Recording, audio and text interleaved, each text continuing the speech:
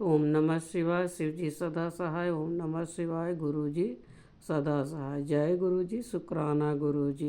अनंतम अनंतम अनंतम शुक्राना गुरु जी। हर हर महादेव। हर हर महादेव। जय भोलेनाथ भगवान। जय गुरुदेव की जय। आज मैं सतरुद्र संहिता का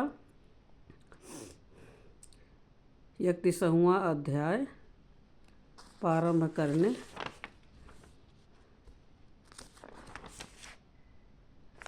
जा रही हूँ। जय गुरु जी। शुक्राना गुरु जी। भगवान शिव के भिक्षुर या अवतार की कथा। राजकुमार और द्विज कुमार पर कृपा।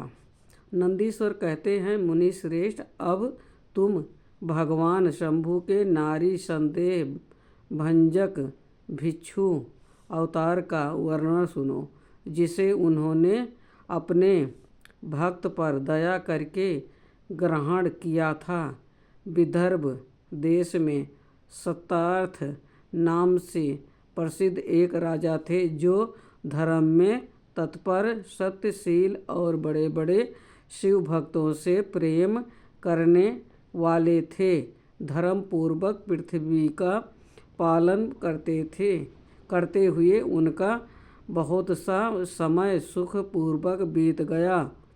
तदंतर किसी समय शाल्व देश के राजाओं ने उस राजा की राजधानी पर आक्रमण करके उसे चारों ओर से घेर लिया।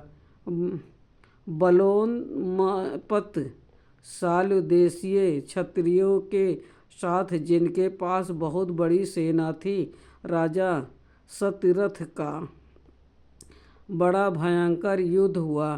शत्रुओं के साथ दारुण युद्ध करके उनकी बड़ी भारी सेना नष्ट हो गई। फिर दैव योग से राजा भी शालियों के हाथ से मारे गए। उन नरेश के मारे जाने पर मरने से बचे हुए सैनिक मंत्रियों सहित भय से बेहाल हो गए, भाग खड़े हुए। मुने उस समय विदर्भ राज सत्यरथ की महारानी शत्रुओं से घिरी होने पर भी कोई प्रयत्न करके रात के समय अपने नगर से बाहर निकल गई। वह गर्भवती थी, अतः शोक से संतप्त हो भगवान शंकर के चरणाबिंदु का चिंतन करती हुई वह धीरे धीरे पूर्व दिशा की ओर बहुत दूर चली गई। सवेरा होने पर रानी ने भगवान शंकर की दया से एक निर्मल सरोवर दिखा। उस समय तक वह बहुत दूर का रास्ता तय कर चुकी थी। सरोवर के तट पर आकर वह सुकुमारी रानी एक छायादार वृक्ष के नीचे बैठ गई। भगवान बस उसी निर्जल स्थान में वृक्ष के नीचे ही रानी ने उत्तम गुणों से युक्त शुभ मुहूर्त में एक दिव्य बालक को जन्म दिया, जो सभी शुभ लक्षणों से संपन्न था।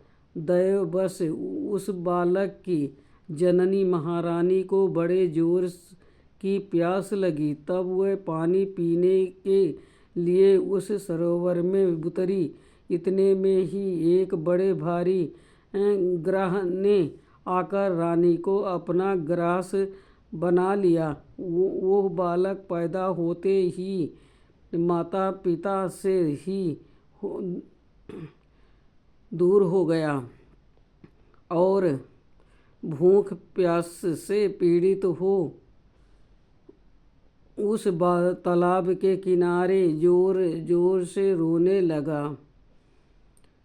इतने में ही उस पर कृपा करके भगवान महेश्वर वहां आ गए और उस शिशु की रक्षा करने लगे। उन्हीं की प्रेरणा से एक ब्राह्मणी अकतमास वहां आ गई।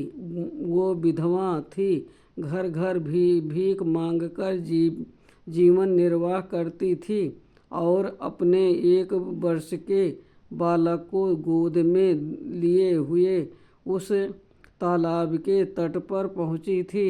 उसने एक अनाथ शिशु को वहां क्रंदन करते देखा।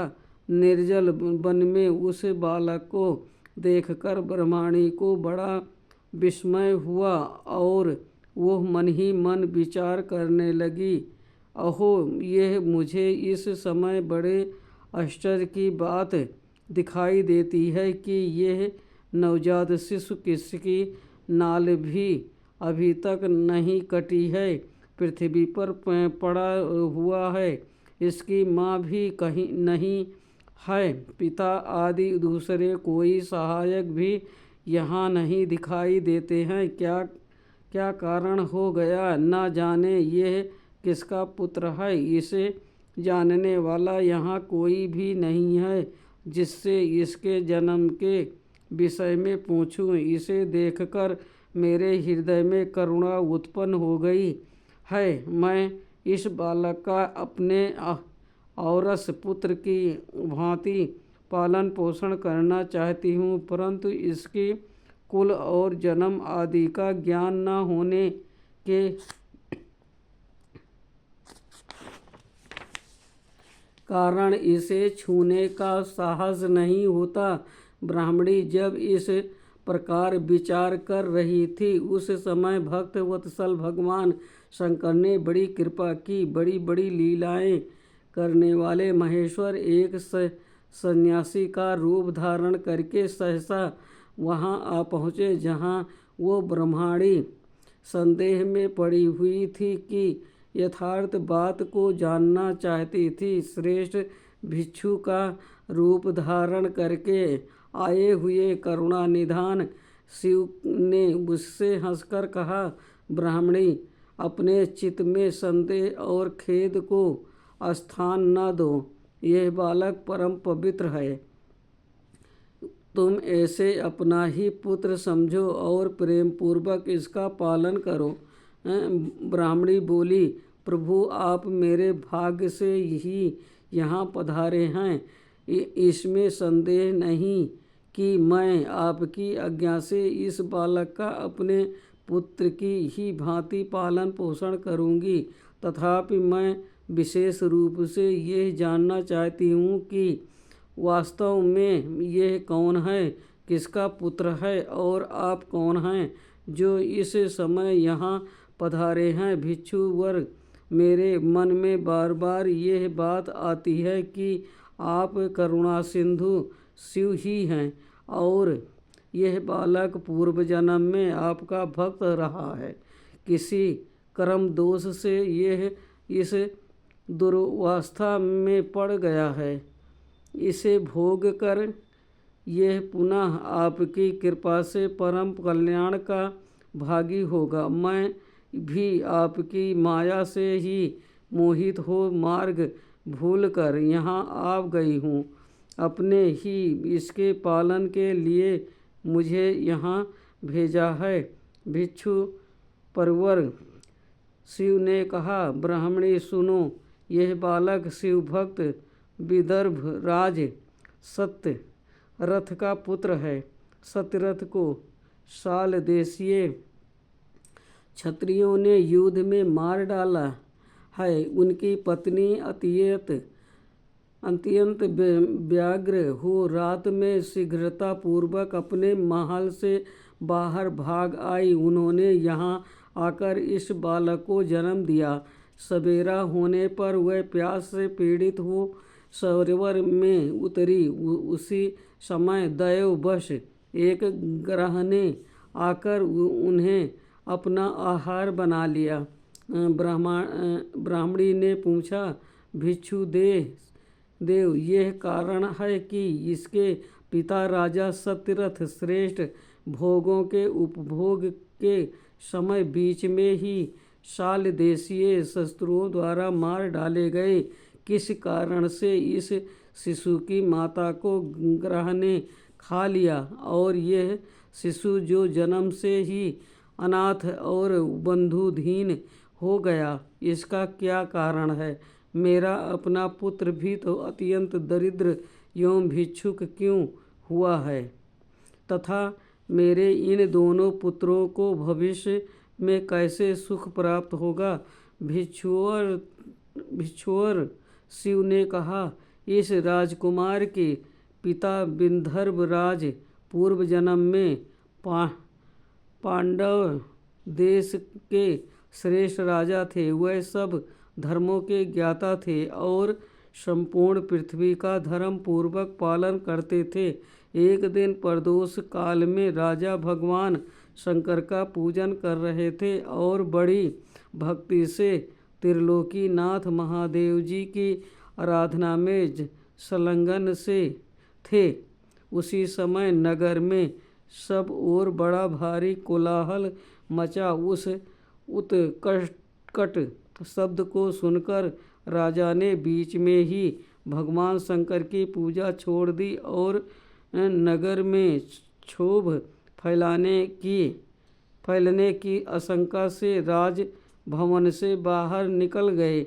इसी समय राजा का महाबली मंत्री शत्रु को पकड़कर उनके समीप ले आया। वो शत्रु पांडव राज का ही सामंत था। उसे देखकर राजा ने क्रोधपूर्वक उसका मस्तक कटवा दिया। शिव पूजा छोड़कर नियम को समाप्त किए बिना ही राजा ने रात में भोजन भी कर लिया। इसी प्रकार राजकुमार भी प्रदोष काल में शिव जी की पूजा किए बिना ही भोजन करके सो गया। वहीं राजा दूसरे जन्म में विदर्भ राज हुआ था। शिव की पूजा में विघ्न होने के कारण शत्रुओं ने उसकी सुख भोग के बीच में ही मार डाला। ये पूर्व जन्म में जो उसका पुत्र था वही इस जन्म में भी हुआ। शिव जी की पूजा का उल्लंघन करने के कारण यह दरिद्रता को प्राप्त हुआ है। इसकी माता ने पूर्व जन्म में छल से अपनी सौत को मार डाला था। उस महान पाप के कारण ही वो इस जन्म में ग्रह के द्वारा मारी गई। ब्राह्मणी, यह तुम्हारा पुत्र जो पूर्व जन्म में उत्तम ब्राह्मण था। इसने सारी आयु केवल दान लेने में बिताई है। यज्ञ आदि सत्कर्म नहीं किए हैं, इसलिए यह दरिद्रता को प्राप्त हुआ है। उस दोष का निवारण करने के लिए अब तुम भगवान शंकर की शरण में आ जाओ। ये दोनों बालक यज्ञोपवीत संस्कार के पश्चात भगवान शिव की आराधना करें।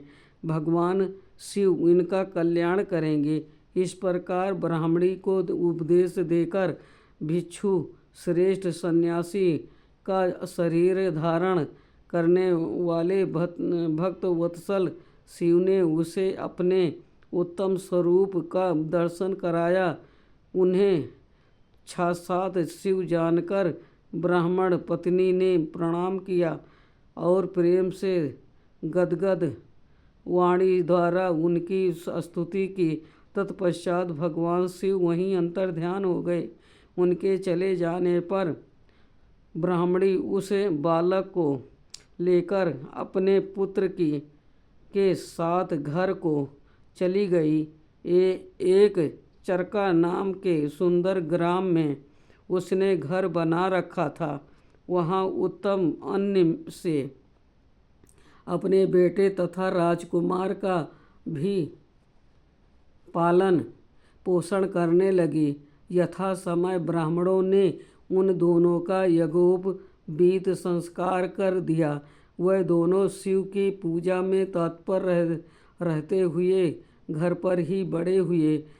शांडिल्य मुनि के उपदेश से नियम परायण हो वह दोनों शुभ व्रत रखकर प्रदोष काल में शंकर जी की पूजा करते थे।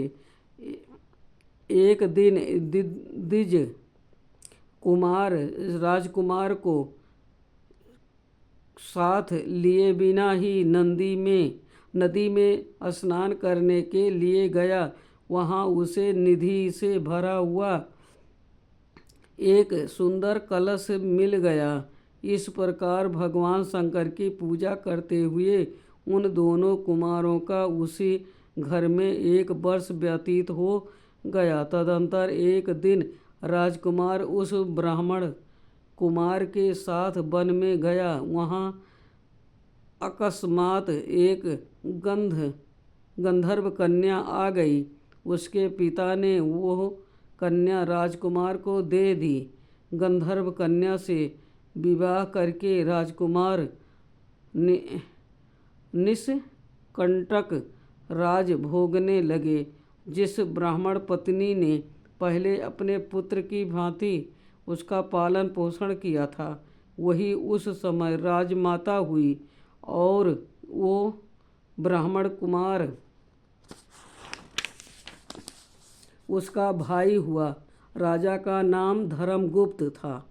इस प्रकार देवेश्वर शिव की आराधना करके राजा धर्मगुप्त अपनी उस रानी के साथ विदर्भ देश में राजोचित सुख का उपभोग करने लगा। ये मैंने तुमसे शिव के भिक्षुवर अवतार का वर्णन किया है, जिन्होंने राजा धर्मगुप्त को बाल्यकाल में सुख प्रदान किया था।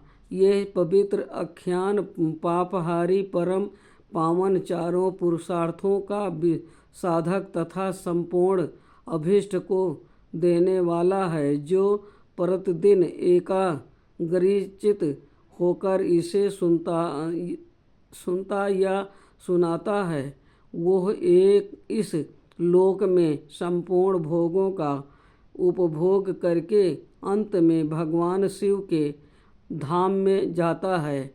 आज का शतरुद्र संहिता का 31वां अध्याय संपूर्ण हुआ। ओम नमः शिवाय। शिव जी सदा सहाय। ओम नमः शिवाय। गुरु जी सदा सहाय। जय गुरु जी। शुक्राना गुरु जी। अनंतम अनंतम अनंतम शुक्राना गुरु जी। हर हर महादेव। हर हर महादेव। जय भोलेनाथ बाबा की। जय भोलेनाथ। आज का शिव पुराण पढ़ने में कोई भूल चूक हुई हो, माफ़ करना भोलेनाथ, माफ़ करना। जय भोलेनाथ बाबा की।